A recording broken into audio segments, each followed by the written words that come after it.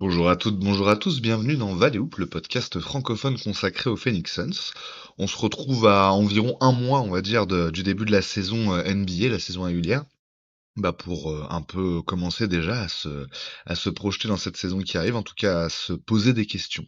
Ça va être vraiment le thème de cette émission de rentrée, on peut le dire comme ça, mais si on avait déjà fait une émission dans la nouvelle configuration de Valeo, puisque Malo nous a rejoint, Malo de Suns France, et qui est avec nous à nouveau aujourd'hui. Comment ça va, Malo? Bah écoutez, ça va très très bien. Cette belle matinée, enfin du soleil dans ces milieux de septembre, mais en tout cas ça va très bien. Très hâte de parler avec vous des Suns pendant les 1 heure, on va dire. Effectivement, ouais, on va on va voir.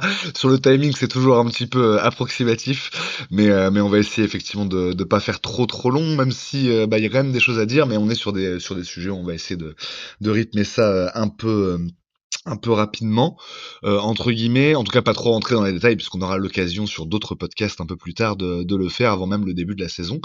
Et donc pour ce podcast de rentrée, on est évidemment également avec Greg. Comment ça va, Greg? Ah ben moi ça va très bien, on est dans le concept Valley Hoop que je préfère de toute la saison et depuis que tu nous avais sorti ça la saison dernière, Rod, je n'attends qu'une chose, c'est pouvoir le refaire et c'est vrai on n'a pas fait de débrief de ce concept la saison dernière en fin de saison. Je pense que là on va prendre des notes sur ce qu'on dit. Moi je vais réécouter le podcast après qu'on l'ait enregistré, je vais prendre des notes, je vais faire un tableau et on fera un récap en fin de saison parce que j'adore ce concept et je pense que ça mérite un petit récap. Ouais, effectivement, alors tu fais référence, même plus précisément à un épisode qu'on avait fait, tous les 2 juste après le début de la saison et qui était, pour le coup sur les conclusions hâtives dans, le même esprit de ce qu'on va C'est faire ça, aujourd'hui. c'est Donc là, ça. c'est encore mieux puisque c'est avant même le début, enfin un mois avant le début de la saison, on va déjà donner des paris et des sentences définitives sur la saison. Non, l'idée, c'est effectivement d'évaluer sur notre fameuse échelle de Nash, hein, de 1 à 13, c'est comme ça que ça se passe ici. On essaye tout simplement de jauger certaines choses vis-à-vis de l'équipe, alors plus précisément vis-à-vis des joueurs principaux de l'équipe, c'est surtout sur ça qu'on va angler aujourd'hui. Et on va se poser ces questions-là, on va essayer d'y répondre en tout cas de sortir notre boule de cristal et d'essayer de voir un peu ce qui va se passer sur ces points précis. C'est un peu le thème de cette émission de rentrée, donc nos paris, on va dire, pour la saison 2024-2025. Valley Hoop, c'est parti. Back with the remix. These boys are my sons like Phoenix. My city. See the shots that I took, wet like I'm booked. Raising up, deep three on the way. Durant goes, boom! That is just, The sun came out, I went about to drop top.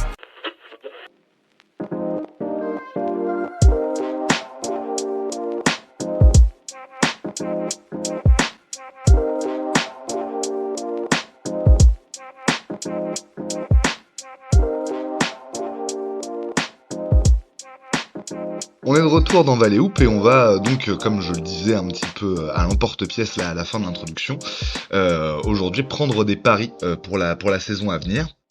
Plus précisément, on va se poser des questions, hein, tout simplement.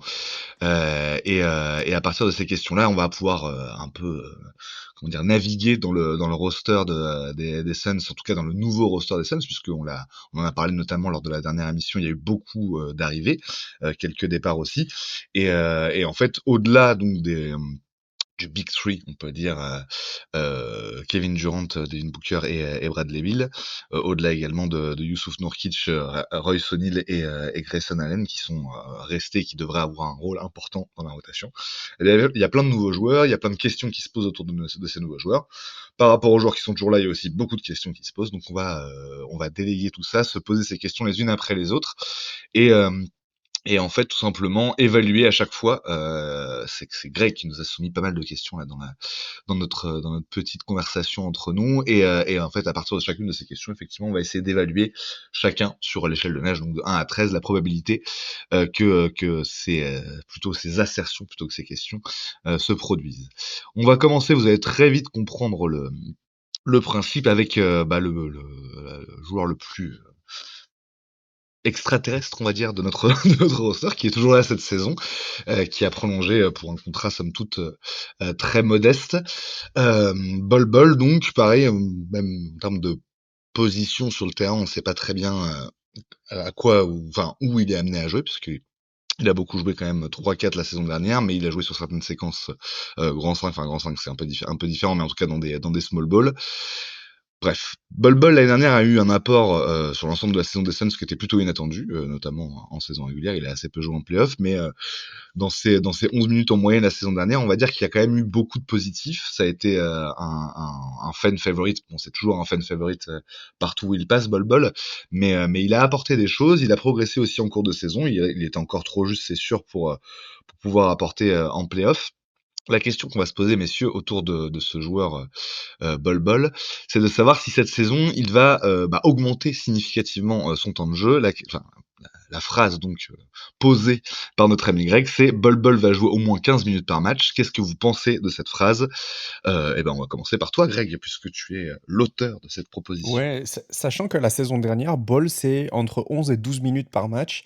Il y a toute une partie de la saison au début où il est testé, mais pas approuvé par Frank Vogel, et il revient en grâce dans la deuxième partie de saison où il est plus utilisé et surtout mieux utilisé avec des très bonnes adresses, notamment près du cercle et puis à 3 points aussi. C'est tout à fait potable à 3 points si je me souviens bien, notamment dans le corner. Donc 11-12 minutes la saison dernière. J'ai envie d'y croire, mais j'y crois pas non plus de ouf. J'ai envie d'y croire parce que je pense qu'il a une utilité, notamment, dans une défense qui aura besoin de quelqu'un qui couvre beaucoup d'espace par son amplitude physique. Et Bol Bol a évidemment un physique, tentaculaire, donc ça aide dans une défense. Et je pense que c'est quelqu'un qui aura appris, notamment avec Kevin Durant la saison dernière, ils s'entraînent beaucoup ensemble, à être plus à l'aise sur les aides défensives.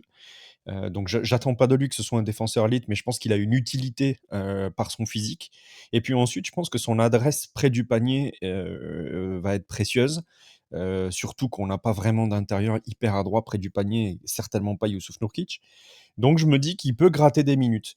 15 minutes, ça me paraît beaucoup. J'irai pas jusqu'à 13 sur la notation de cette question, mais je vais lui donner tu vois, la moyenne étant un 6,5, je vais lui donner un 8. Pas mal, pas mal. Malo, qu'est-ce que tu penses de cette question? Est-ce que pour toi, Bol Bol va jouer 15 minutes ou plus cette saison en moyenne? Bah, je suis un peu moins optimiste, même si bah pareil, j'aime beaucoup le joueur, le profil, ce qu'il apporte. Et c'est quelque chose de différent qu'on a bah, pas, tout simplement à part lui dans l'équipe. Je le rejoins aussi sur tout ce qu'il a dit défensivement. Le fait de couvrir beaucoup d'espace, de protéger le cercle, et même bah, de l'autre côté, justement attaquer ce cercle. Et ça, c'est. Enfin, j'ai l'impression qu'on en parle à chaque podcast, pardon, mais c'est vraiment un peu l'aspect important de notre attaque où on manque parfois de joueurs qui attaquent vraiment ce cercle. Donc il apporte vraiment beaucoup de choses et il m'a vraiment beaucoup surpris l'année dernière à simplement être utile et pas être simplement pas une bête de foire, j'irai pas jusque-là, mais une sensation voilà qui fait un petit peu vivre les fins de match, enfin les garbage time plutôt. Bah, là où on va dire le terme bête de foire et même si c'est très péjoratif, mais je veux dire C'est est ça. valable, c'est que c'est l'équivalent français de freak qui est souvent utilisé pour des joueurs comme ça en fait, Ouais, quoi, vraiment hors norme, quoi. c'est ça. En tout cas, joueur pas forcément utile, mais voilà, il va avoir des actions, on va se souvenir de lui, tout ça. Mais juste, ouais, il a su se montrer bah, utile et important. Donc c'est là où j'ai envie de le voir. Après, 15 minutes, ça me paraît quand même beaucoup. Je pense que je le vois toujours dans la continuité un peu de cette année, à voir avec le nouveau coach comment ça se passe. Mais je verrais plus autour ouais, de 11 minutes, 12 minutes par match. Donc j'irais sur 13, ouais, bah, 5-6 quoi.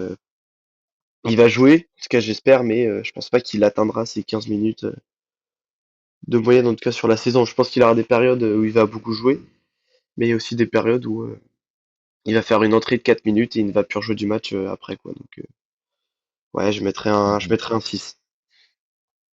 6 du coup. Ouais, c'est Mm. vrai que bah effectivement ce que tu décris Malo, c'est aussi un peu ce qui s'est passé l'année dernière, hein, parce que en fait en gros comme l'a décrit Greg, il y a eu vraiment deux parties de saison. La première où il a très peu joué et la deuxième où il a joué quasiment tous les matchs. Mais même quand il a joué quasiment tous les matchs, il est arrivé qu'il rentre juste pour 5 minutes, juste pour 2 minutes, juste pour 4 minutes parce que précisément la match-up était pas favorable, l'équipe adverse, enfin, le coach adverse, le coaching staff adverse avait trouvé comment l'exploiter en défense. Et c'est vrai qu'il y a un peu toujours ce côté-là avec Ball. Euh, côté un peu tu prends un peu un risque en le mettant sur le terrain, tu jettes une pièce en l'air et tu vois ce qui se passe. Même si effectivement, et ça aussi Greg l'a rappelé, il y a eu vraiment beaucoup de bonnes choses sur le côté offensif et notamment sur le côté d'efficacité au tir. D'une manière générale, alors c'est vrai que moi je suis d'accord globalement avec après tout ce que vous avez dit là, la notion que tu viens d'ajouter, Malo, c'est à la limite par ça que je voulais commencer, c'est-à-dire le fait que il y a cette incertitude, mais elle est pas seulement liée on va dire l'effectif des Suns proprement dit, mais aussi à la match-up à chaque fois en fait, à chaque soir de saison régulière. Donc voilà. Du point de vue du roster des Suns, pour moi, il y a peut-être un peu plus d'opportunités pour lui cette saison. Alors à voir, et on va en parler juste après, enfin dans quelques secondes, enfin dans quelques minutes, à voir ce que donnera Ryan Dunn, mais ça qui est un peu sur le même poste que lui.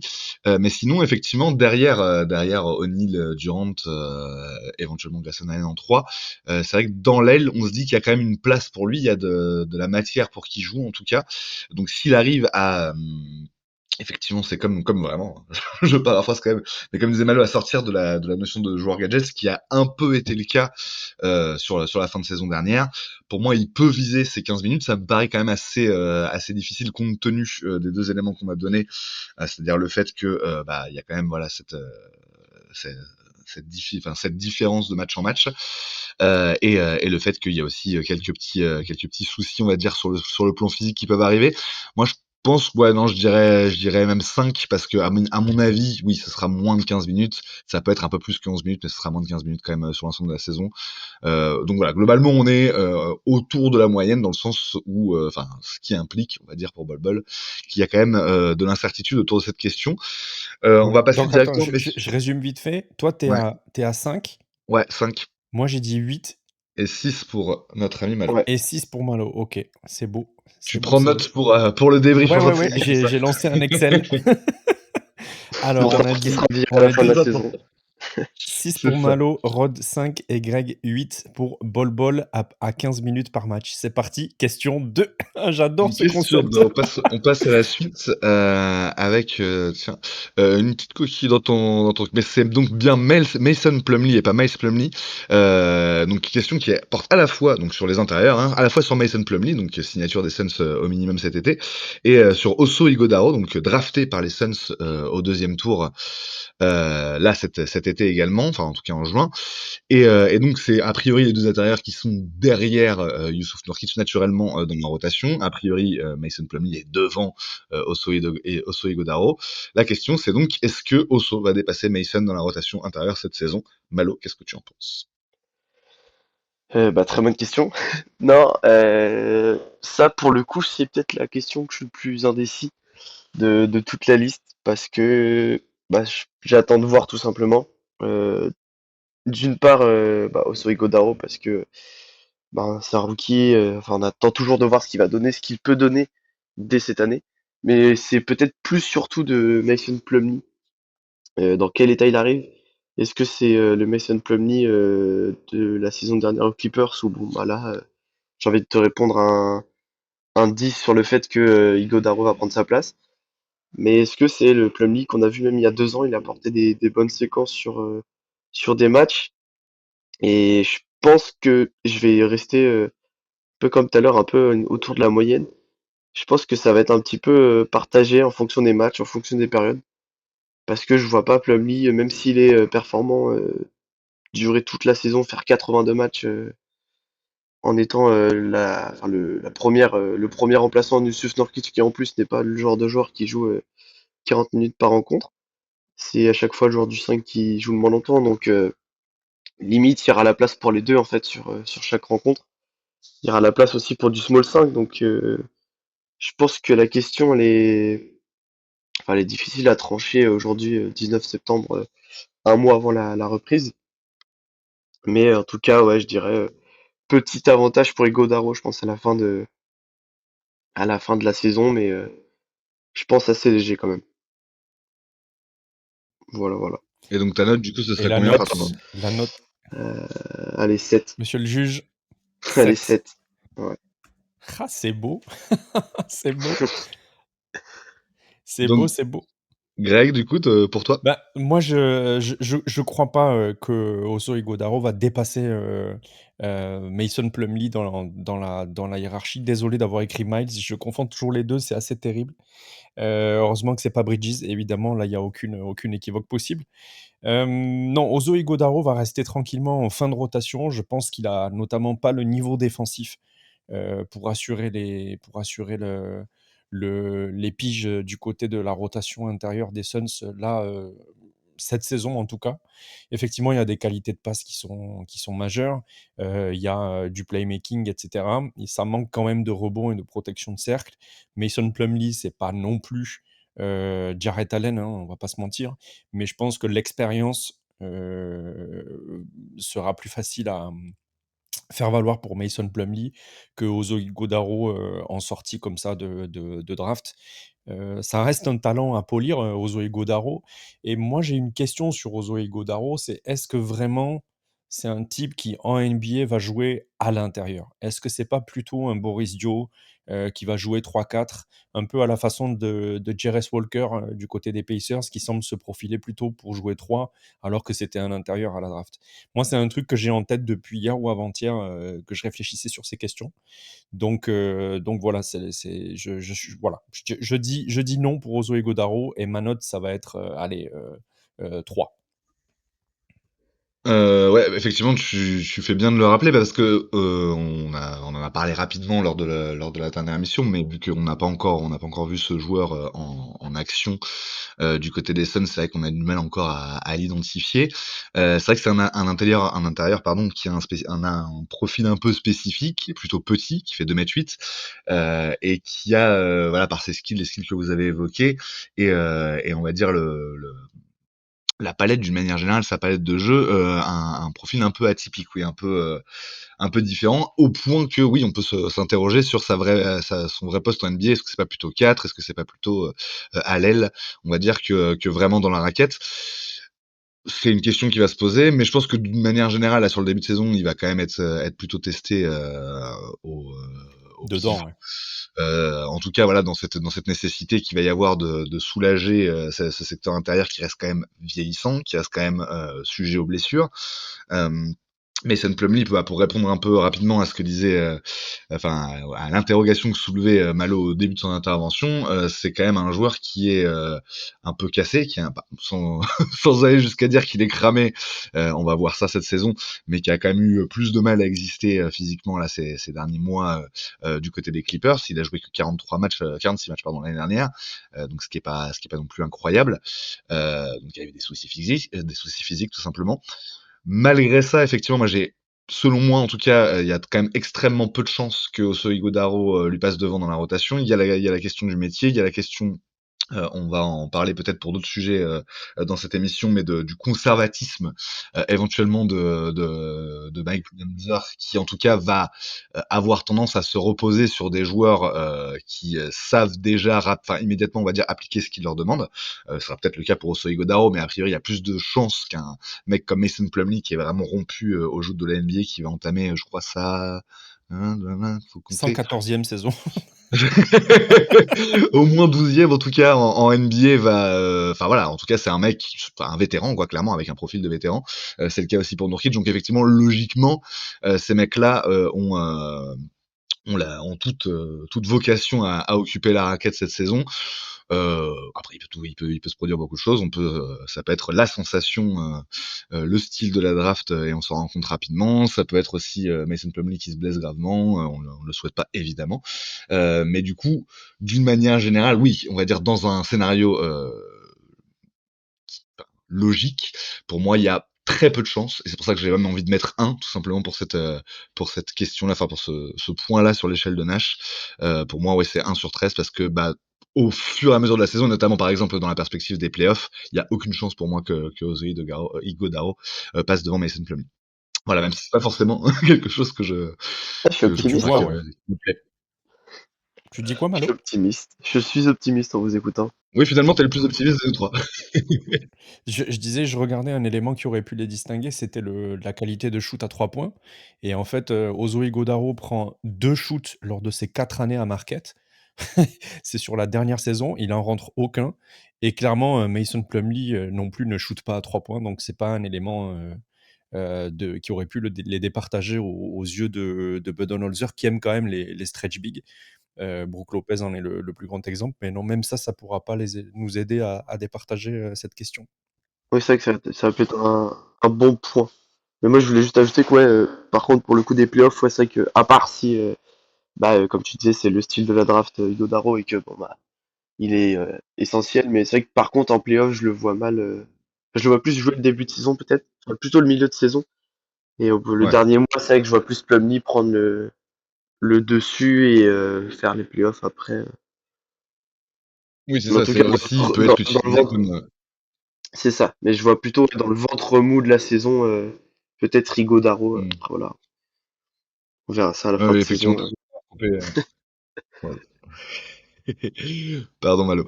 Mais donc oui, tout à fait, il y a ce côté-là il peut servir un peu de réserve, enfin, en tout cas voilà, pour soulager un peu physiquement en termes de charge de travail, en tout cas de temps de jeu, nos amis Plumlee et Nurkic. Ça peut être un peu l'idée. On va voir, hein, de toute façon, ça peut aussi évoluer. On en parlera d'ailleurs un tout petit peu plus tard dans cette émission.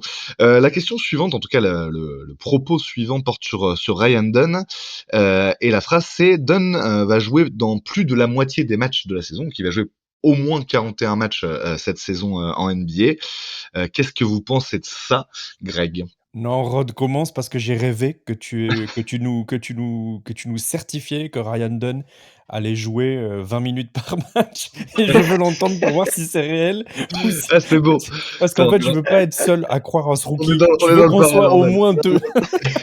On est dans le paranormal. Alors pour le coup, alors si c'est, allez, pour une fois c'est moi qui commence, donc on va y aller effectivement avec le fun, quoi. Ceci dit, j'ai mis 1 sur la précédente, là je vais mettre 13. En fait, je suis persuadé que Ryan Dunn va être, Ah oui. enfin, sans être le style de cette draft, en tout cas va être une des révélations dans la classe de rookie. Il y a beaucoup de choses qui circulent autour de lui, autour du côté un peu bord de fin. Il y a aussi le côté, c'est vraiment unidimensionnel, hein, c'est un ND, hein, il y a pas grand chose d'autre que ça, quoi. Mais effectivement, moi, c'est un profil que j'adore. Hein. Les gens qui écoutent Valley sachent que les défenseurs morts de faim, ça j'aime beaucoup. Les mecs qui se démultiplient sur le terrain, qui font des trucs pardon, que les autres n'imagineraient même pas faire, que certains autres en tout cas n'imagineraient même pas faire. Donc il a ce profil-là a priori. Il a aussi un profil vraiment très protéiforme en défense. Il peut jouer on-ball, il peut jouer off-ball. Pour moi, c'est ça. Il y a énormément d'intérêt à trouver dans son profil. Et pour cette raison, il va avoir, pour cette raison et son énergie, il va avoir beaucoup de temps de jeu cette saison. Je pense que c'est pareil, ça veut pas forcément dire qu'il aura beaucoup en temps effectif, en minutage, on va dire. Ça veut pas dire non plus qu'il va s'installer dans la rotation vraiment durablement en vue des playoffs. Mais par contre, encore plus dans la perspective qu'on a évoquée avant de soulager, de faire souffler un peu les stars de l'équipe, donc là en l'occurrence Kevin Durant, ça peut être très très intéressant d'avoir Ryan Dunn souvent sur le parquet, en tout cas tous les soirs, entre guillemets, dans le meilleur des cas. Et donc pour moi, ouais, j'ai envie de mettre même 13, j'ai mis 1 sur la précédente, je vais mettre 13, pour moi il jouera plus de 41 matchs cette saison. À toi Greg. Ah là là, mais tu fais un homme heureux. Tu fais un homme heureux, la Rod. Vraiment, je suis très heureux que tu mettes 13. Je mets 13 aussi. Là, on est vraiment dans le, comment dire, la foi. J'ai envie d'y croire. Je ne sais pas si c'est totalement rationnel, tant ce joueur a un côté complètement unidimensionnel en attaque, hein, puisqu'il est bon pour slasher et finir dans la verticalité au dunk, etc. Et pas certain qu'on ait un meneur, peut-être Monte Morris, qui est capable de servir des lob passes pour Ryan Dunn. Mais c'est un joueur que j'ai envie de voir utiliser un peu à la façon de Colin Sexton au Jazz avec Will Hardy cette saison, c'est-à-dire beaucoup au dunker spot, ce genre de truc dans l'effectif des Suns, ou alors dans des five-out où il servirait de slasher, etc. C'est aussi un mec qui peut être utile ça va aller, mon chien, ça va aller. Qui peut être utile face à des défenses de zone, parce que grosse capacité de cut, etc. Mais par contre, effectivement, il n'y a pas de shoot. Il n'y a vraiment pas de shoot, quoi. Il n'y a pas de shoot, il n'y a pas de handle, etc. Donc, c'est quand même très unidimensionnel. Donc, moi, je mets 13 parce que sur la défense, par contre, il peut vraiment être un difference maker. C'est vrai qu'on a Josh Okogie qui est un gros défenseur en volume dans notre équipe, mais il est tellement plus petit que je pense que la taille de Ryan Dunn va faire la différence. Et quand on écoute nos camarades de Symbiose qui nous avaient envoyé quelques conseils sur les drafts et qui ont notamment parlé de Ryan Dunn. Ils sont tous d'accord pour dire que en termes défensifs, Ryan Dunn, c'est déjà de très très haut niveau. Et je pense qu'on peut le comparer à des mecs qui ont percé l'an dernier en tant que rookie les attaques adverses. Et je pense notamment à Ozar Thompson, par exemple, ou à Amen Thompson. Je pense qu'on est sur ce niveau de qualité défensive. Donc j'en attends évidemment beaucoup. Malo, je te passe le bâton de parole. Ouais, je vais être un poil plus méchant que vous, je vais mettre 12.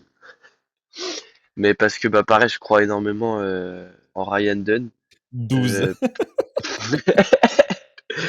on sait jamais, comme ça, je serai le plus proche si ça arrive pas. Mais Ouais, c'est beau. Tu défends la stratégie du poker. C'est très bien. c'est ça. Non, mais c'est vrai que je crois énormément dans son profil et bah, pareil, en fait, après, on va revenir sur ça plus tard, sur Okogi, mais en fait, je vous vois, il fait tout mieux, entre guillemets, qu'Okogi, à part en attaque. Mais enfin, voilà. Et surtout que, ouais, bah, ce côté un petit peu mort de faim, je vais aller sur l'homme collé, le meilleur joueur adverse, en fait, je trouve que ça apporte quelque chose au-delà de ce que ça apporte en 1v1 sur bah, de limiter le meilleur joueur adverse. Moi, je trouve que ça amène aussi une énergie, tu vois. Un mec capable qui va aller se jeter sur les courtside, sur les stars en courtside pour aller chercher un ballon. Bah, mine de rien, on n'en a pas tellement dans l'équipe. Et si ça commence à multiplier les actions comme ça, je pense que ça peut vraiment lancer une dynamique en fait dans cette équipe. Et je vois pas pourquoi Bud s'en priverait. Après, à voir si en attaque, voilà, on arrive à justement l'utiliser pour qu'il soit au moins neutre, pas que ce soit un poids et un mec tout simplement qui nous fait attaquer en 4 contre 5 quoi. Mais je pense qu'il a de quoi être utilisé ouais, dans ce rôle un peu de slasher, un petit peu dans le cut. Tu parlais de pas grand monde capable de l'envoyer des lob passes. Booker, je pense, en est capable. À voir s'ils jouent ensemble. Et je pense que Booker en est capable de lui en envoyer quelques-unes. On l'a vu souvent avec Michael Bridges, avec Ayton aussi en faire un petit peu. Donc moi, je suis pas trop inquiet. Je suis vraiment optimiste. Juste, voilà, bon, ma petite réserve sur les blessures. On sait jamais. Vous parliez tout à l'heure du conservatisme pardon, de Bud. Après, je le vois quand même passer cette barre parce qu'il est, bah, en tout cas, de ce que je pense, il est trop utile en fait à cette équipe.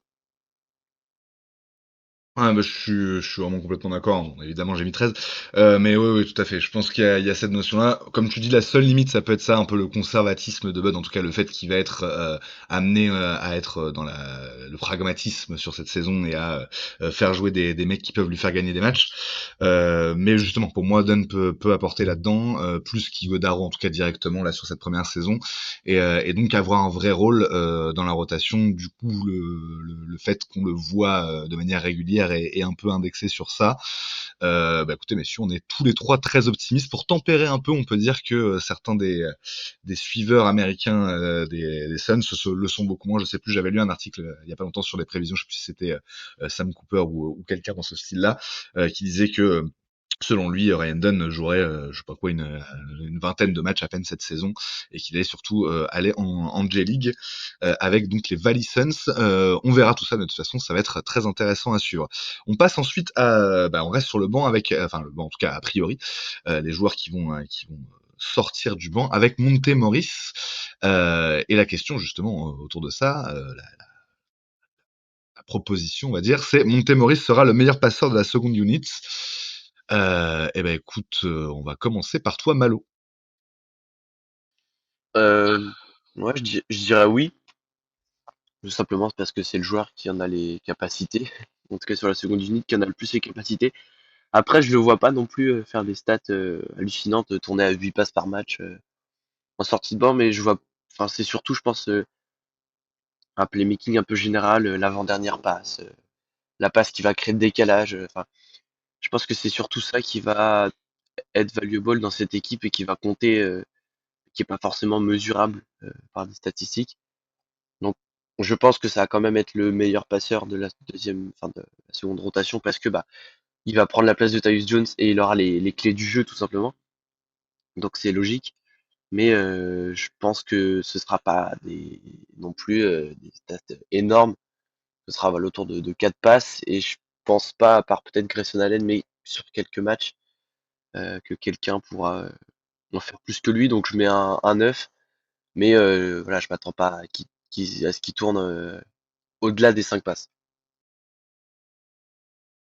Ok, ok, bah de toute façon, oui, il y a assez peu de chance, hein, si on reprend un peu son historique, Montemoris en tant notamment que titulaire, on voit que les 2 saisons où il a été vraiment titulaire en NBA, donc avec les Nuggets, l'année où Murray est blessé, donc 2021-2022, puis la saison suivante avec les Wizards, il est jamais à plus de 6 passes de moyenne, il est en environ autour de 5, donc en étant titulaire, donc effectivement c'est de toute façon plus un meneur scoreur, enfin un guard scorer que vraiment un créateur, même si il a le côté gestion du ballon en tout cas et des systèmes. Tu l'as dit, il y a ce côté un peu entry pass qui fait que bah il est pas forcément le mec qui va créer le décalage dans le système. Euh, Moi, alors avant de te donner la parole, Greg, rapidement, je pense que, alors, c'est lié à un autre joueur dont on va peut-être parler tout à l'heure, mais selon moi, il est tout à fait possible qu'il ne soit pas le meilleur passeur de la seconde unit c'est la saison prochaine. Donc moi, je vais mettre plutôt un 6 dans le sens où presque la moitié, mais on va dire la moitié, je mise plutôt sur le bas parce que j'ai un autre scénario en tête et on en parlera un peu plus tard. À toi, Greg. Ouais, je suis dans ton équipe, Rod. Je mets 5. Je suis plus pessimiste que toi encore. Ça se joue pas à beaucoup, mais je suis un petit peu plus pessimiste que toi. Je pense que Montemoris a tout pour être le meilleur passeur d'une seconde unit de n'importe quelle équipe en NBA. Le problème, c'est qu'on en discutera plus tard ou dans un autre épisode si on n'arrive pas à boucler cet épisode en une seule fois parce qu'on a encore beaucoup de questions. Mais ouais, je pense que Montemoris va échouer de peu. Je vois quelqu'un faire 5 passes et Montemoris finir à 4 ou 4,5. Mais par contre, effectivement, ça va être un joueur qui va être très intéressant en sortie de banc parce que c'est peut-être le seul vrai meneur qu'on a dans l'effectif qui est capable de jouer vraiment le pick and roll comme une spécialité. C'est pas trop la spécialité de Tyus Jones, donc j'ai hâte de voir Montemoris envoyer des pick and roll avec des petits ou avec des grands dans la seconde unit ou dans le staggering des minutes des titulaires. Voilà ma réponse. 5 pour moi, 6 pour Rod et 9 pour Malo. Ok, ok, intéressant, un peu contrasté effectivement. On va passer à mon chouchou, qui restera mon chouchou jusqu'à ce que Ryan Dunn le remplace. Et on va donc parler des Knicks, c'est ça? Allez, Euh, Aka, c'est quoi cette taille? Attendez, je vérifie ça, ouais. The Six for Giannis Antetokounmpo, évidemment. Et donc Josh Okogie. Alors donc Josh Okogie qui reste quand même dans l'effectif des Suns, a prolongé un contrat qui est peut-être un peu généreux par rapport à sa valeur, à ce qu'il apporte. On rappelle que cette saison, ce sera donc le 7e salaire de l'effectif Josh Okogie avec ses 8 millions de dollars annuels, 8 millions 250 000 dollars sur la saison. Est-ce que, alors c'est pas la question qu'on va se poser, mais est-ce qu'il aura un rôle aussi important que ça dans l'effectif? Effectivement, c'est tout l'enjeu. Et pour moi, bah ça va jouer, et c'est d'ailleurs toujours le cas avec Josh Okogie, c'est la question éternelle de sa carrière. Sa pérennité, on va dire, dans la rotation des Suns va être indexée par son apport offensif, évidemment. Et dans cette affaire-là, évidemment, la question c'est est-ce qu'il va réussir à être à peu près fiable à 3 points et la question, en tout cas la phrase, Josh Okogie, attention, mouillez-vous bien la nuque parce que ça peut piquer, Josh Okogie sera à 35% ou plus à 3 points cette saison, en moyenne, évidemment. Euh, alors, ça peut paraître complètement dingue pour un joueur qui est qualifié, enfin catalogué comme un très mauvais shooter depuis ses débuts en NBA. On va juste donner comme contexte le fait que il était la saison dernière environ à 31% à 3 points et la saison d'avant à un peu plus de 33%. Donc finalement, il en est pas si loin, mais c'est une barre évidemment 35% qu'il n'a jamais atteint dans sa carrière. C'est une barre qui est encore un petit peu en dessous de la moyenne NBA qui était à 36%, un peu plus de 36% la saison dernière. C'est donc une vraie question. Eh bien, écoutez, messieurs, je vais vous laisser en parler et puis je donnerai mon avis après. Greg, qu'est-ce que t'en penses? Alors, moi, je pense que ce sera pas le cas. Et en plus, je pense que si c'est le cas, ce sera dans une autre équipe. Voilà, donc moi je mets 3. Salaud! Je mets 3 sur 13, je suis désolé, mais je pense que le contrat indique que Josh Okogie va servir d'asset dans un trade plus qu'autre chose. Voilà, je pense très honnêtement à moins que Budenholzer lui trouve un rôle que j'ai pas compris encore. Et c'est tout à fait possible parce que si j'avais le cerveau de Mike Budenholzer, ça se saurait. Donc non, moi je mets 3.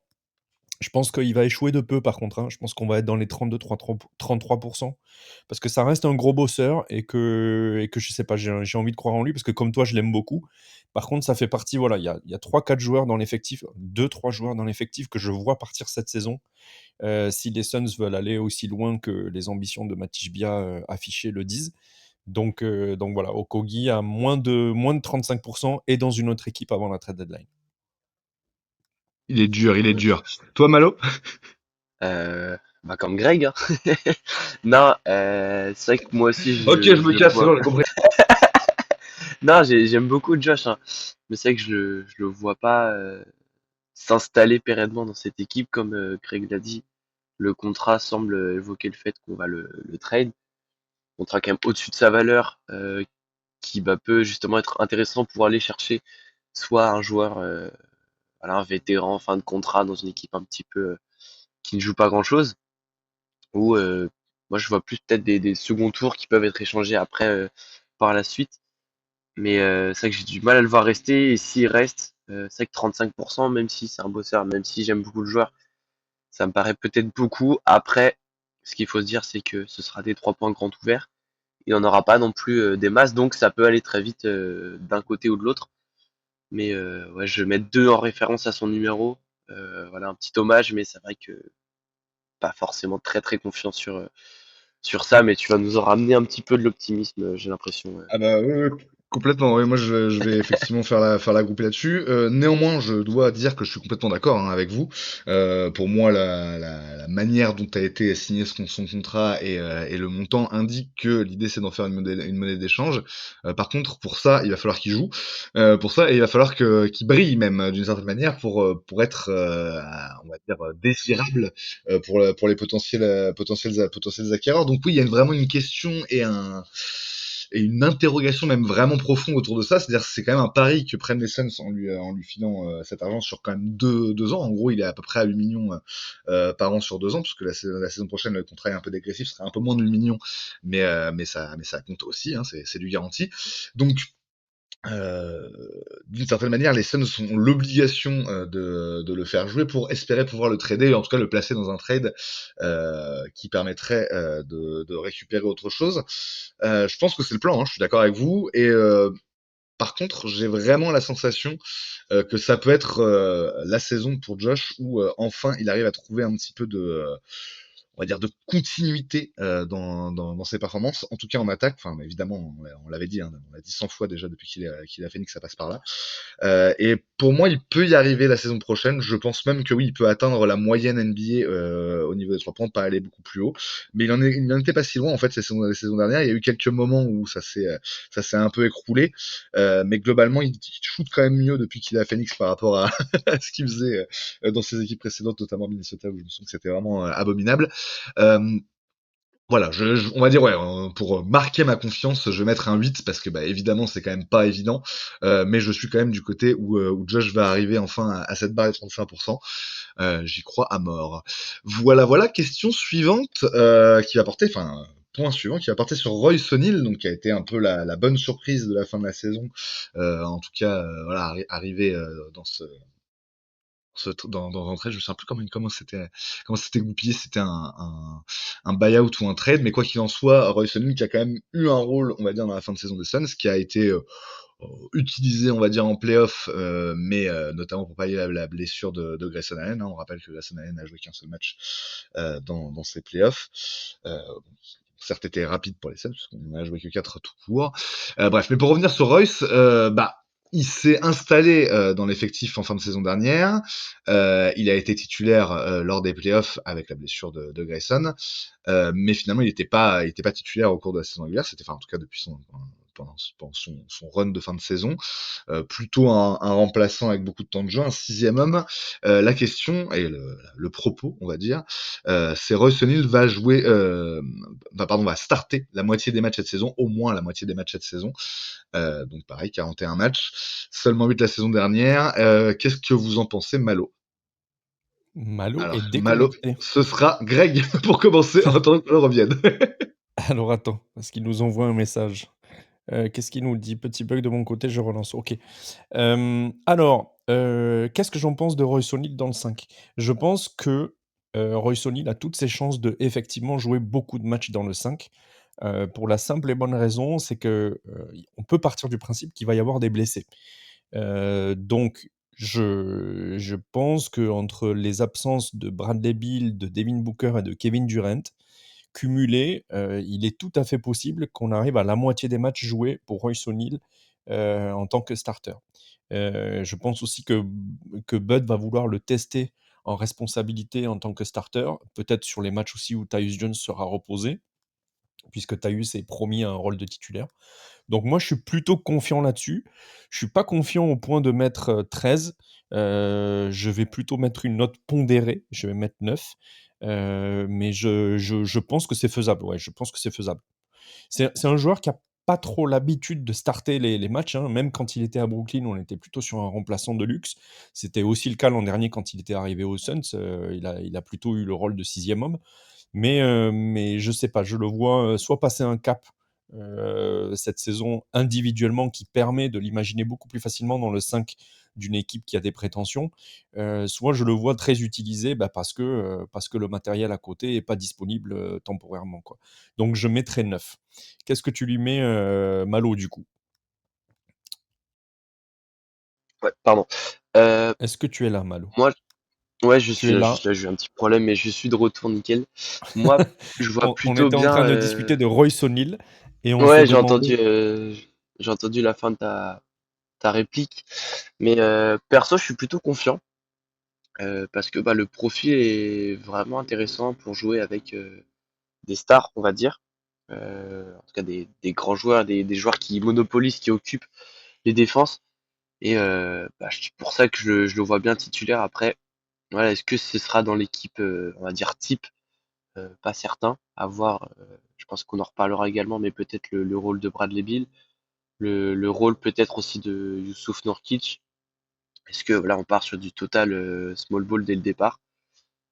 Ça, c'est à voir, mais je pense que ouais, comme tu le disais aussi, avec toutes les blessures au cours de la saison, je pense que ce sera lui qui directement, s'il y a une blessure dans le 5, prendra la place.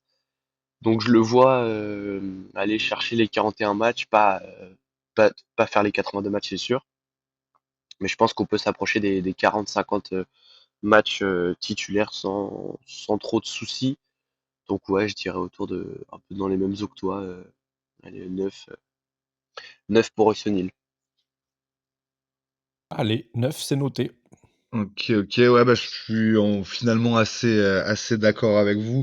Le constat de base, c'est qu'a priori, il est pas dans le 5 majeur, de l'équipe au début de la saison, en tout cas tel que nous on l'imagine, quelle que soit d'ailleurs la configuration, on en parlera un petit peu après. Mais que, il va être amené, c'est évident, à starter des matchs cette saison et qu'au final, sur l'ensemble de sa carrière, on va dire, c'est plutôt un joueur, qui a tendance à être titulaire, enfin être souvent titulaire, on va dire, sur les 2 dernières saisons à Utah, hein, où il faisait partie de cette belle équipe là avec Donovan Mitchell et Rudy Gobert. Il était titulaire, vraiment vraiment installé. À Brooklyn, effectivement, il a pas toujours été titulaire, mais il a quand même eu, souvent, le privilège, on va dire, du 5 de départ, notamment pour boucher les trous en termes de blessures. Je pense qu'effectivement sur ces arguments-là, notamment, l'argument des blessures, même sur aussi des ajustements, enfin, il y a moyen effectivement, et il est, ouais, allez, je suis peut-être un petit peu moins optimiste que vous, mais je vais le mettre à 7, on va dire, parce que de la même manière que tout à l'heure, je sais plus pour qui j'ai été plutôt en dessous, là, je suis plutôt au-dessus de la moyenne là-dessus, donc ouais, je dirais 7 pour cette proposition-là. On va passer à la suivante qui concerne Grayson Allen, qui a été la grosse surprise, on va dire, la saison dernière, parce que si vous reprenez les podcasts il y a à peu près un an, Grayson Allen, on voulait pas le voir sous le maillot des Suns, pourquoi on l'avait pris dans le trade, c'était juste une monnaie d'échange, tout ça, tout ça. Résultat, ça a été un des joueurs préférés, hein, de la fanbase la saison dernière, notamment parce qu'il a été excellent à 3 points, il a fait une saison historique, mais même au-delà de ça, hein, ça a été, voilà, on a cette image, il y avait cette image qui traînait d'un dirty player et d'un un bad boy vraiment sur le terrain. En fait, on a eu un joueur vraiment impliqué évidemment, mais pas vraiment au-delà de la limite, et effectivement qui a beaucoup donné pour Phoenix la saison dernière, au point d'ailleurs d'être un petit peu court physiquement sur la fin, de se blesser donc sur le premier match des playoffs contre Minnesota. Et la question, enfin encore une fois, l'interrogation générale autour de Grayson Allen qu'on se pose dans cette émission.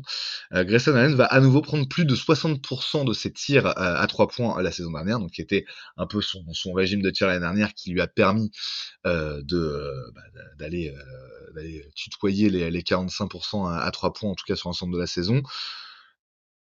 A priori, on est sur une gâchette, on est sur un shooter. Est-ce que ça va rester comme ça? Allez, je vais commencer moi par donner mon sentiment là-dessus. Je pense qu'on peut solidement se dire que ça risque d'être le cas, notamment que dans le sens où la configuration n'a pas beaucoup évolué dans le roster d'une manière générale. Et a priori, en recrutant Bud, on va passer sur un jeu encore plus analytics, et qui va donc proscrire autant que possible, hein, vu le profil de nos stars, c'est quand même un peu compliqué, mais le tir à mi-distance, on a vu la saison dernière Grayson Allen casser des close-out pour justement aller finir au panier, mais c'est quasiment les seuls cas de figure où il ne tire pas à 3 points, même s'il y a des moments dans le jeu, notamment on a vu des jeux à 2 avec notamment l'ami Youssouf Nourkic où c'est possible aussi, mais quoi qu'il en soit, d'une manière générale, oui, c'est quand même plus un shooter. Moi, je suis plutôt je suis à 11, on va dire, sur celle-là. Je pense qu'il y a de grandes chances que Grayson Allen prenne à nouveau au moins 60% de ses tirs et sans doute plus à 3 points la saison prochaine. Malo, qu'est-ce que tu penses de cette question? Ouais, bah pareil, totalement d'accord. Et pour moi, c'est un grand oui. Peut-être même plus que l'année dernière, encore davantage, parce que bah, Phoenix va, en tout cas, devrait prendre plus de tirs à 3 points que l'année dernière avec Bud. Il n'y a pas eu beaucoup de changements dans le roster, mais le peu de changements qu'il y a eu amène vers un rôle plus de shooter pour Grayson Allen, où même si parfois on pouvait le voir avec un peu de création, c'est obligé de porter un petit peu la balle pour faire naviguer. Je me rappelle notamment, il avait fait un ou deux matchs en l'absence de Booker, je crois, où il a même fait 13 passes décisives, je crois, sur un match où je sais plus trop. Mais là, bah, il aura plus du tout ce rôle, en tout cas normalement avec Tyus Jones et Monte Morris. Donc, ouais, à part quelques close-out, quelques contre-attaques ou autres, je le vois vraiment un peu se cantonner dans ce rôle de shooter. Et après, à voir si lui aussi reste toute la saison à Phoenix. Oui, t'as raison, ça reste quand même aussi une question. Bon, ça n'empêchera pas sur comment dire, sur son passage, même s'il s'en va, enfin même s'il est inclus dans un trade, même s'il est tradé, pardon, ça l'empêchera pas forcément d'avoir au moins 60% de ses tirs à 3 points, mais effectivement c'est quelque chose qu'il va falloir surveiller aussi. Toi, Greg, sur cette question-là, comment tu te situes? Je me situe bien. Je me situe de manière flexible à 11 sur Il est 13. flexible. Ouais, de manière flexible, je suis souple sur mes appuis, je suis très confiant. Vous l'avez dit, hein, le volume à 3 points total de l'équipe devrait augmenter avec, Budenholzer.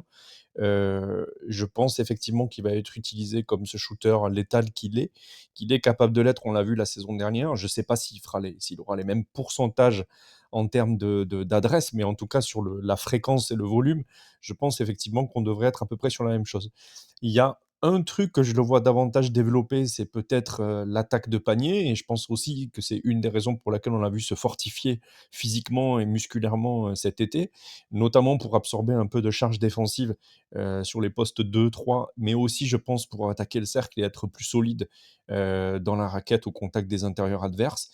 Donc voilà, je pense on devrait avoir beaucoup moins de mid-range, encore moins que la saison dernière, un petit peu plus de drive, et puis surtout tout autant de volume, à savoir plus de 60%, quoi. Donc 11 sur 13 pour moi. Oh, pardon, j'avais oublié de relancer le micro. Oui, on reste effectivement assez confiant. D'ailleurs, tu as la même note que moi, Greg, donc on est tout à fait d'accord là-dessus. Très bien, on va passer à la suite et à une recrue qu'on est vraiment impatient de voir. En tout cas, moi, c'est vraiment le cas et je pense que c'est pour la plupart des fans des Suns, c'est le cas. Il s'agit de Tyus Jones qui devrait, on en a déjà parlé dans cette émission, devrait a priori être le meneur titulaire des Suns cette saison. Et la première question qu'on va se poser, c'est est-ce qu'il sera le meilleur passeur de l'équipe? Donc Tyus Jones sera le meilleur passeur de l'équipe, c'est notre proposition, enfin, c'est la première proposition autour de notre nouveau meneur. Greg, comment tu vois les choses? Je vois bien les choses. Je pense effectivement qu'on devrait retrouver Bradley Beal et Devin Booker dans des rôles beaucoup plus off-ball, de finisseurs d'abord, de créateurs primaires pour eux-mêmes, parce que c'est là qu'ils sont élites, hein. Devin Booker est le créateur pour lui-même le plus efficace de la ligue, devant même Luka Doncic selon B-Ball Index. Donc je pense effectivement qu'on devrait avoir une optimisation de ces joueurs sur ces fonctions-là. Et Tyus Jones va évidemment être celui qui va faire l'entry pass, mais aussi celui qui, sans doute, lorsque le ballon va lui revenir dans les mains, être l'accélérateur sur la dernière passe ou sur la hockey assist. Donc je le vois clairement être le passeur de l'équipe. Je pense que ce sera le meilleur passeur. Je ne suis pas sûr que son volume de passes, en tout cas par match, soit très haut. Je ne pense pas qu'on soit à 10 ou 12 passes à la grande époque de Rajon Rondo, Steve Nash ou Chris Paul. Je pense par contre qu'il sera entre 6 et 7 passes et demi par exemple, et derrière lui on aura sans doute Devin Booker qui reste quand même un passeur de très bonne qualité et qui sera entre 5 et 6 passes. Donc ce sera pas loin non plus, mais je vois Tyus Jones être le meilleur passeur de l'équipe. Ouais. J'ai donné ma note ou pas? Non. Non, j'ai pas donné ma note. Je mets 9. Voilà, je suis confiant, mais moins que pour Grayson Allen à 60% de tirs à 3 points par exemple. Mais Ouais. je suis confiant. Mais 9, c'est quand même pas mal, effectivement, ça Ouais. indique que tu y crois plutôt. Comment tu vois les choses, toi, pour Malo? En fait, la question, enfin, la proposition sur laquelle on est, c'est Tyus Jones sera le meilleur passeur de l'effectif, le meilleur passeur décisif de l'effectif à l'issue de la saison prochaine. Ouais, bah pareil, toujours aussi confiant, en tout cas un petit peu moins aussi que pour la question précédente. Mais voilà, il aura déjà les clés du jeu et c'est une bonne chose. On en reviendra plus tard, mais ça permettra de peut-être de retrouver, de libérer un autre joueur que j'aime énormément. Mais je pense que oui, il va avoir les clés du jeu, il a les capacités. Voilà, je le vois pas non plus tourner à 11 passes D par match, mais en tout cas, ça devrait être le meilleur. Après, je pense que ça devrait être aussi un petit peu reprendre le même argument que pour Montemoris, mais enfin, j'allais dire une marque des passes. Je sais pas si ça se dit, mais en tout cas un total d'assists qui sera vraiment bien réparti dans l'équipe, avec Booker qui en prendra, Durant qui en prendra, enfin beaucoup de joueurs avec 4-5 passes. Mais en tout cas, je pense que ça va être le meilleur avec voilà, un petit gap sur les autres autour de 7-8 passes sur la saison. Donc un bon 10 solide, un bon numéro 10 bien technique. Que des numéros 10 dans la team. Très bien, bah, je C'est ça. suis assez d'accord avec vous. Autour de Tyus, bah, c'est vrai que voilà, il a pas eu des gros volumes en termes de nombre d'assists depuis le début de sa carrière, mais il faut aussi dire qu'il a très souvent été backup, hein. Il a démarré combien 160 matchs à peine. C'est ça, 160 matchs dans sa carrière NBA sur les 600 qu'il a joué. Donc effectivement, ça indique que pendant des années, et notamment à Memphis, bien sûr, c'était un backup vraiment très efficace. Par contre, on peut constater que la saison dernière, par exemple, à Washington, où il a été titulaire toute la saison, il finit avec près de 7 passes et demie de moyenne, donc c'est quand même pas mal du tout, hein. Je crois qu'on est dans le top 15 de la ligue. Euh, Moins peut-être top 20 en tout cas de la ligue sur cette stat là l'année dernière. En tout cas voilà, on a un joueur qui même si c'est pas comme l'a dit Greg, c'est pas le maestro à la Rondo ou à la Nash, a quand même vraiment cette dimension là de distribution, cette dimension là de meneur un peu à l'ancienne, et a priori devrait encore plus dans l'effectif là des Suns tel qu'il est constitué, avoir cette vocation là à soit justement trouver les décalages, soit à trouver la dernière passe après un décalage. Enfin voilà, il y a vraiment beaucoup de choses. Il y a aussi cette qualité de connecteur qu'il a vraiment d'une manière générale. Je pense que il a tous les arguments pour, et il se peut tout à fait que Tyus Jones soit le meilleur passeur des Suns cette saison. Allez, je suis encore un petit peu plus optimiste que vous. Moi, je vais rester sur le 11 parce que ça me semble très bien. Et parce que je suis fan de Ryan Giggs, pas du tout, je le déteste, c'est un joueur de Manchester United et j'aime Arsenal. Voilà, c'est donc on va passer à la Je question savais que suivante tu pour étais un Tyus homme de Jones. goût. On aime vraiment tous les mêmes clubs, Rod. C'est incroyable. Je Eh suis oui, on est aussi comme un ça, homme d'Arsenal, bien sûr. les jumeaux maléfiques. Et donc Tyus Jones, deuxième question qui va se poser, et c'est toujours aussi, enfin c'est toujours autant autour de cette question-là. Est-ce qu'il va faire cette saison plus de 10 matchs à plus de 10 passes décisives? là pour le coup on est encore un peu plus dans le Nostradamus, dans la boule de cristal. Qu'est-ce que vous en pensez? Cette fois c'est Malo qui va répondre en premier. Bah, je vais mettre un... Non, je vais d'abord répondre. Mais ouais, je pense que ça va se faire.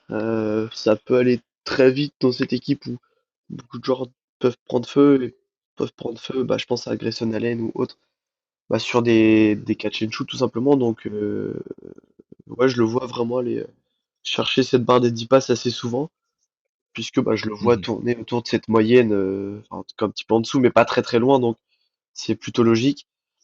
Sur un match où Youssouf Nourkic décide de mettre des paniers, ça peut aussi l'aider.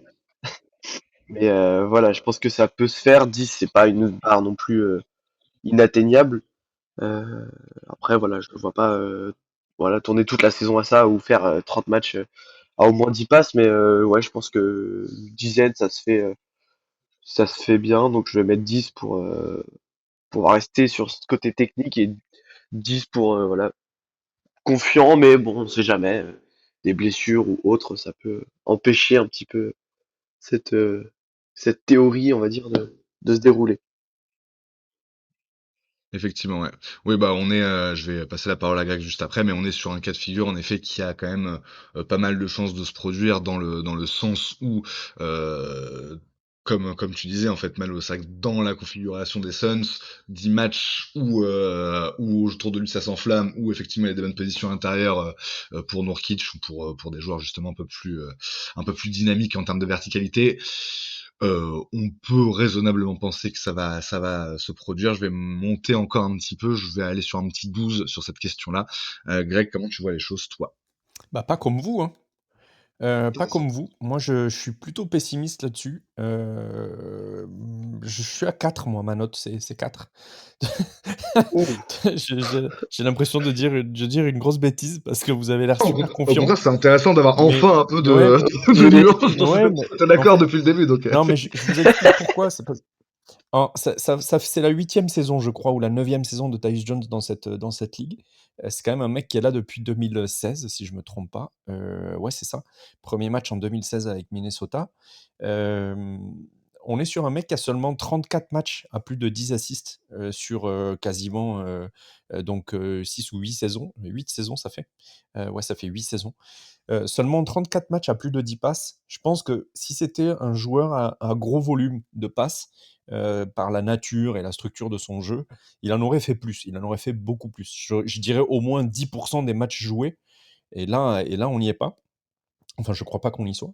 Donc moi je dis non, je suis plutôt pessimiste et je suis aussi pessimiste pour une raison, j'allais dire structurelle à l'équipe des Suns, qui est que si lui il fait 10 passes, ça veut dire que Youssouf Nourkic est absolument inutile sur le terrain en attaque, puisque c'est pas un finisseur et c'est un passeur. Et moi je m'imagine toujours ce duo Tyus Jones, Youssouf Nourkic être le duo qui signe à 2 entre 10 et 15 passes par match. Donc si Tyus Jones fait 10-12 passes par match sur un nombre conséquent de matchs, ça veut dire que sur ces matchs-là, Youssouf Nourkic n'est pas idéalement utilisé en attaque.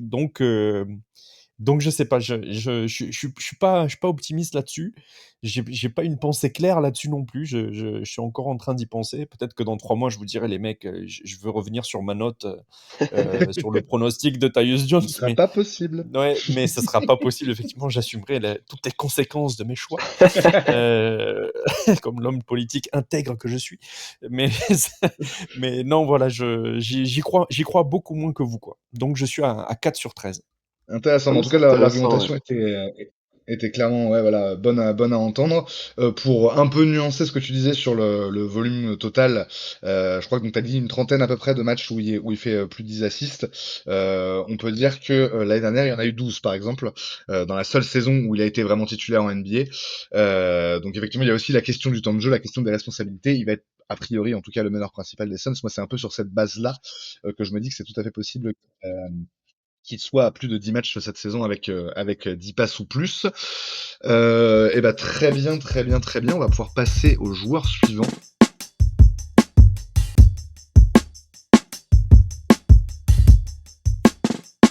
On va donc finir cette émission avec ce dernier sujet, ce dernier joueur, et ce joueur sera donc Youssouf Nourkic, qui est donc évidemment un des un des points cruciaux des Suns, des joueurs qui clivent un peu aussi forcément dans la fanbase parce que voilà, il y a des interrogations autour de lui, il y a des questions qui sont nées, enfin qui étaient déjà là avant, mais qui ont été encore plus alimentées, on va dire, par ce qu'on a vu en playoff la saison dernière contre Minnesota où il a été assez inexistant, on peut le dire. Et donc il y a la question autour de sa place dans l'effectif, et il y a la question autour de son apport, on va dire, sur le terrain aussi. Et on va peut-être commencer par cet angle-là. Et la première proposition, c'est Youssouf Nourkic sera dans le top 5 au screen assist cette saison en NBA. Alors les screen assists, pour rappeler, pour la NBA, c'est des écrans qui mènent à un panier. Donc c'est pas lui qui va marquer le panier, mais donc, du coup c'est la personne à qui il a fait l'écran, enfin qui bénéficie de son écran qui derrière marque soit en sortie d'écran directement, soit au bout du pick and roll côté scoreur. Donc la question, effectivement, Youssouf Nourkic sera dans le top 5 au screen assist cette saison NBA. Malo, qu'est-ce que tu en penses? Top 5, peut-être un peu haut, même si j'aimerais bien le voir en tout cas performer dans ce domaine, parce que c'est l'un des domaines où il peut vraiment apporter à cette équipe, et ce qui veut dire qu'il faudra aussi augmenter le nombre de pick and roll. Je sais j'ai plus les chiffres, mais je sais qu'on était plutôt efficace dans ce domaine l'année dernière, on l'utilisait pas beaucoup de mémoire, mais on était plutôt efficace. Donc ça peut être intéressant, mais c'est vrai que j'ai du top 5, peut-être pas autant, je vais plus tourner autour de la 6-7e position. Euh, Tout simplement parce que je sais pas si on va vraiment utiliser ces écrans. Voilà, c'est pas forcément que lui, c'est aussi le jeu à côté où pas forcément l'impression que ça reste tourné sur ça, et il reste quand même beaucoup de différences individuelles dans le jeu de cette attaque, dans le jeu de cette équipe, et je le vois mal profiter autant, et l'équipe profiter autant de ses qualités. Donc c'est entre guillemets pas forcément un reproche, hein, parce que voilà, je le vois toujours terminer à les top 10 sûr, et autour de la 7-8e place, mais top 5 ça me paraît un petit peu haut, pas forcément pour lui, mais plus pour le jeu de l'équipe en général. Donc oui, effectivement 5. Et toi, Greg, comment tu vois les choses de ce côté-là? Moi, je les vois très positives, hein, sur celui-là. Je suis à peu près sûr que Youssouf Nourkic va être dans le top 5. C'est un excellent screen assist. Il est excellent, pardon, au screen assist. Il est tout simplement quatrième, hein, la saison dernière, au screen assist par game. Devant lui, il y a des mecs comme Nikola Jokic, Jalen Duren, pardon, Rudy Gobert et évidemment le boss du game, Domantas Sabonis. Il est top 4, pareil, en volume de screen assist avec 336. Le leader de la ligue, c'est toujours Domantas Sabonis avec 485. Donc voilà, non, je pense que Youssouf Nourkic, c'est un des meilleurs screen assisters de la ligue. Je pense qu'il devrait le rester l'an prochain, d'autant plus que euh, je le vois très bien. D'abord, être sur les pick and roll avec Monte Morris quand Monte Morris est en sortie de banc. Je le vois aussi être un facilitateur par les screens pour tout le mouvement off-ball que va animer Budenholzer. En tout cas, c'est ce que je souhaite. Donc oui, moi, je mets plutôt une note très favorable à Youssouf Nourkic sur cette question-là, et je mets 11 sur 13. On y croit, on y croit. Bah écoutez, ouais, moi je suis assez optimiste aussi, comme toi, Greg, dans le sens où ça fait partie de ses grosses qualités, évidemment. Les écrans, c'est même presque sa qualité principale, avec le rebond, évidemment. On a vu que l'année dernière, au niveau du rebond, ça avait été un apport inestimable pour Phoenix. Et donc oui, son autre grosse qualité, c'est ça, c'est d'être un gros babard qui met des énormes écrans, qui libère bien l'espace pour ses petits copains, notamment les guards. J'ai envie de dire qu'il y a, enfin, d'autant plus que ses qualités réelles dans ce domaine-là, la dimension encore un peu plus intéressante pour lui, ce qui peut le faire encore grimper, en tout cas le maintenir dans les hauteurs de ce classement-là, c'est le fait, enfin la diversification du jeu qu'on devrait voir à Phoenix cette saison. Tu as parlé d'options en pick and roll un peu plus classiques avec Monte Morris. Il y a aussi les options de jeu autour de Tyus Jones qui vont être intéressantes à suivre. D'une manière générale, en fait, on sent que dans un 5, quelle que soit la version du 5, alors on en parlera du coup dans le deuxième épisode, mais quelle que soit la version avec Bill ou la version avec Bill en sortie de banc, Nurkic peut faire un peu des screen assists pour tout le monde, en fait, selon les configurations. Donc vraiment, pour moi, oui, on est sur, enfin, si tout se passe bien pour Phoenix, et en tout cas dans la logique, Nurkic devrait être très performant dans ce domaine-là des screen assists cette saison, et donc je vais mettre pour ma part un petit 11, parce que je crois assez fort également à cette proposition. La dernière, du coup, messieurs, sur laquelle on va se pencher cette saison, et là, ça y est, on va commencer à sortir un peu les couteaux et à, et à mettre l'huile sur le feu et tout ce qui va bien. Euh, et on va donc clore l'émission sur cette dernière interrogation, cette dernière proposition, cette dernière phrase. Youssouf Nurkic sera tradé à deadline, ou avant évidemment. Qu'est-ce que vous en pensez? Eh ben Greg, tu vas commencer sur ce point. Ah, vraiment que l'avenir nous soit radieux, que les Suns arrivent à bouger Youssouf Nurkic avant la trade deadline. Ce serait vraiment une de mes je pense que c'est dans le top 3 de mes vœux pour cette saison 2024-2025. Non pas que je n'aime pas qui est Youssouf Nurkic, ça a vraiment l'air d'être un chic type, ça a l'air d'être, quelqu'un qui est très attaché à l'équipe et qui a vraiment envie de mouiller le maillot et je ne doute pas qu'il va faire tous les efforts sur le terrain nécessaires pour que l'équipe avance. Je pense juste que c'est un joueur qui, désormais, à son âge et dans sa condition physique, quand bien même il a perdu beaucoup de poids cet été, n'est plus capable d'assumer le rôle d'un titulaire au poste 5 dans la NBA moderne et dans une équipe qui a autant de prétentions et d'ambition que les Phoenix Suns. Du coup, je lui préférais des profils différents et je pense, moi, c'est un nom que je répète à loisir, mais j'adorerais qu'on le trade pour Nick Richards. Donc, soit il atterrit dans une troisième équipe, soit il file aux Hornets. Et j'aimerais beaucoup qu'on aille chercher Nick Richards, qui est tout aussi bon que lui sur les screen assists, mais qui a une verticalité et une dimension athlétique dont on a vraiment besoin et qui nous manque dans l'effectif. Après, effectivement, c'est pas le même jeu de passe, mais bon, on a Tyus Jones et Monte Morris, donc voilà, les équations sont autrement solvables.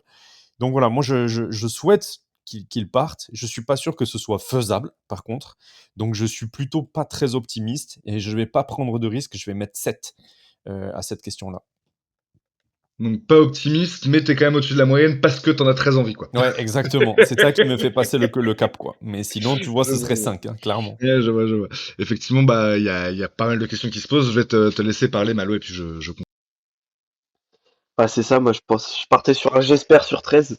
Je sais pas si c'est compris, si ça marche, mais c'est vrai que bah, même si voilà, on voit qu'il se donne, qu'il est vraiment attaché à Phoenix, qui là même cet été, on a vu pas mal de photos, vidéos tournées, il a l'air vraiment d'apprécier cette équipe, mais bah, c'est vrai que je ne vois pas Phoenix pouvoir aller loin, sans parler de titre, déjà aller loin avec ce Youssouf Nurkic titulaire. L'année dernière, son physique a tenu entre guillemets parce qu'il a pas raté beaucoup de matchs, mais c'est vrai qu'il a du mal à jouer plus de 30 minutes.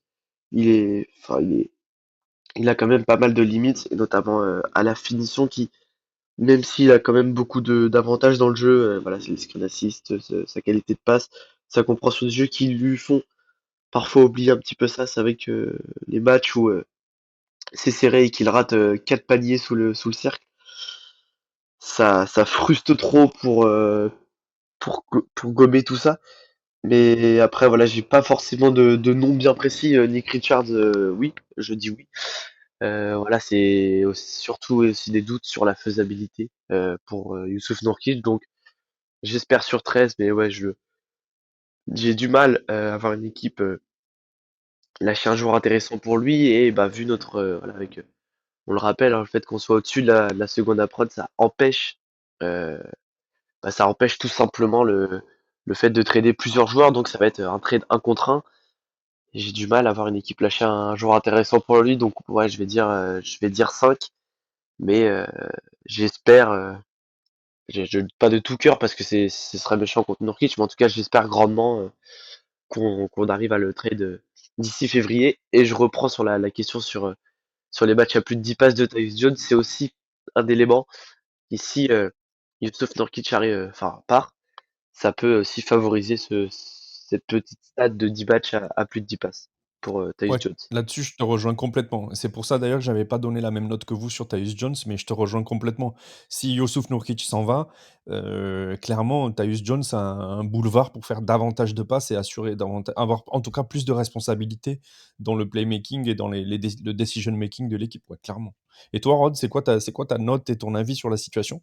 Bah, écoutez, ouais, je suis pas beaucoup plus optimiste que vous. Je suis même, à peu près dans le range de Malo, dans le sens où j'ai pas l'impression enfin, évidemment que c'est, un peu un des objectifs.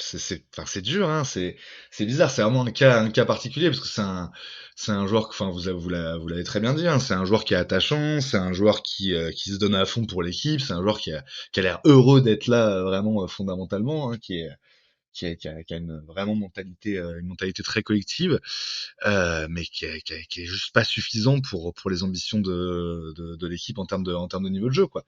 Et effectivement, sur cet argument-là, on est à peu près tous d'accord dans la fanbase pour se dire, bah ouais, ça va être compliqué d'aller gratter le titre avec un Nurkic en pivot titulaire, hein. Petite dédicace à Bastian Trashtalk parce que c'était un peu son truc il y a des années avec les Blazers justement et Nurkic en pivot titulaire et le fait que c'était pas viable dans la NBA moderne. On a vu l'année dernière que ça reste viable, mais que c'est pas quelque chose. Enfin voilà, c'est très limité et notamment dans le basket de playoff. Euh, donc oui, c'est un objectif pour les Suns de le trader cette saison. Par contre, encore une fois, il faut rappeler un élément important. On parle beaucoup, énormément du contrat démesuré de Bradley Beal qui coûte 50 millions par saison. On parle un peu moins du fait qu'on est aussi sur un contrat difficilement tradable avec Yusuf Nurkic qui là cette saison va toucher plus de 18 millions et à qui il reste encore derrière un contrat garanti à 19 millions. Donc en fait, on est sur un joueur qui va peser dans les finances de l'équipe qui va le récupérer. C'est pas un joueur en fin de contrat que tu peux buy out. C'est pas un joueur avec un contrat ouais pas ouf que tu peux inclure un peu dans ton truc. C'est quand même alors spécifiquement du coup ça veut dire c'est des équipes qui ont beaucoup de cap qui pourraient être tentées de le récupérer. Enfin, franchement, voilà, les options sont pas énormes. Moi, Nick Richards, ça m'a jamais vraiment fait rêver, mais a priori, pourquoi? Enfin, ce serait assez intéressant de voir. En fait, au point où on en est, ce serait assez intéressant de tester d'autres options. Mais je pense que les Suns sont pas au point de panique avec Nurkic, d'autant plus qu'encore une fois, il y a ce contrat qui court encore jusqu'en 2026, pardon. Donc moi, non, j'ai plutôt envie de mettre même un 4 sur celui-là, parce que pour moi, ce serait souhaitable, mais il y a quand même assez peu de chances que ça se produise, compte tenu de la configuration, compte tenu du contrat du joueur, compte tenu du fait que bah, qui va être vraiment intéressé par son profil en NBA. Ouais, non, pour moi, il y a quand même assez peu de chances que Yusuf Nurkic soit tradé avant la deadline, et donc du coup sera toujours un joueur des Suns après. Ouais. C'est comme ça que je vois les choses. Et du coup, messieurs, on va donner rendez-vous à nos éditeurs pour la deuxième partie de ce podcast prédictif. On s'est donné le temps d'étaler ça sur plusieurs semaines, puisque le début de la saison NBA, comme je le disais précédemment, c'est dans un mois et je vais même, pendant que je meuble, aller voir un peu quand sera notre premier match de la saison. C'est toujours important. Est-ce que vous vous souvenez contre qui c'est ce premier match de la saison, messieurs? La petite colle de... Absolument pas, mais c'est vrai qu'il faut qu'on parle Les il faut Lakers, il non? faut qu'on trouve un moment. Je pense que ça va être les 3 prochains pods, c'est effectivement donc sur le reste des titulaires. Il nous reste Bradley Beal, Devin Booker et Kevin Durant à aborder, en plus des questions sur la totalité des Suns. Donc, il y aura une échelle de Nash et il y aura des petites prises de notes, sur ces joueurs-là et sur les Suns de manière générale. Et après, je pense qu'effectivement, il faudra qu'on parle un peu du calendrier et de la saison de manière générale, un peu en guise de preview avant Ah, le mais début de la saison, qui est donc, Rod, c'est est-ce que tu as sûr. trouvé? Oui, tout à fait. Pendant que toi, tu meublais admirablement, ce Eh sera oui, donc contre les Ikea. Clippers le 24 octobre. Le 24 octobre, donc du coup dans un peu plus d'un mois, et pour le prochain podcast, ce sera dans un peu moins d'un mois. Donc on commencera à se rapprocher progressivement de ce début de saison tant attendu. Il y aura évidemment de la pré-saison avant ça, où on verra un peu, notamment notre banc et le petit Ryan Dunn. Quoi qu'il en soit, messieurs, on se retrouve très bientôt pour un nouveau numéro de Valley Hoop. Merci à vous d'avoir participé à cet épisode. En tout cas, c'était super concept, comme tu le disais, Greg, en prélude. C'est très sympa à faire. Et on peut rajouter que cette saison, pour la première fois, les podcasts seront disponibles sur YouTube, en plus de sur les plateformes habituelles de podcast. Donc dès cet épisode que vous êtes en train d'écouter peut-être sur vos Spotify ou Deezer ou Apple Podcasts, vous pouvez également le voir et le commenter sur YouTube. Voilà les enfants. La technologie qui C'est beau, progresse hein? à pas de géant, c'est magnifique. Mais nous, les boomers, on avance. Et ben écoutez, merci beaucoup messieurs, merci à tous nos auditeurs et on se retrouve donc très bientôt pour la suite de ces prédictions d'avant-saison et pour le prochain numéro de Value. Ciao. Bye. Bye.